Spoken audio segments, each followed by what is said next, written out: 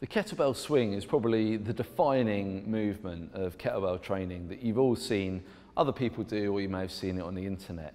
Unfortunately, it's also the one that people mess up the most, okay? Now, there's different versions of the swing that are all correct in a way, but what we want to do is a swing that's going to really help to improve your athletic ability, and in particular like the strength of your back, hamstrings and bum. That's going to translate to a stronger riding position and more power on the bike. So the first thing we need to do then is to select the correct weight. So make sure that you read the part in the program that tells you about which one to use.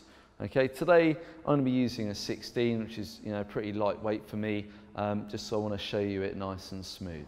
So the first thing we need to do is deadlift the kettlebell.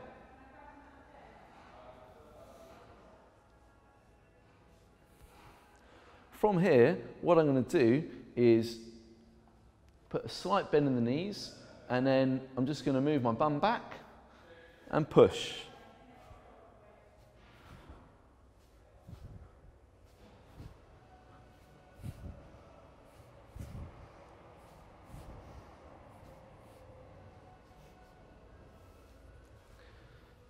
So, what you saw there was like the first part of learning the swing. It's just doing a small swing, only going a few degrees forwards and back without much effort.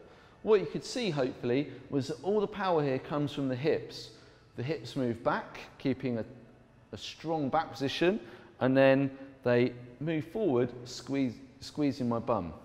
So I went back and forwards, back and forwards. Now, a lot of people, you see, they're trying to lift the kettlebell with their arms and shoulders.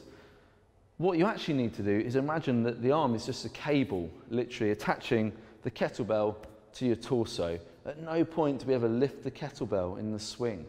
All the power comes from pushing the hips, and then literally the kettlebell swings, okay? So you've got like floppy arms just joining it on, okay?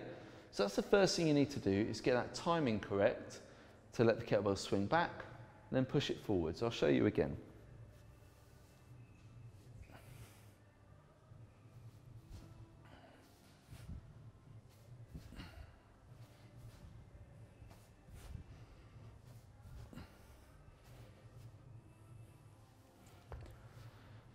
So hopefully you can see there that it's all coming from the hips, okay? The body stays rigid, the head is just on the shoulders, looking ahead, okay, just like you're walking down the street, and the kettlebell is allowed to swing freely.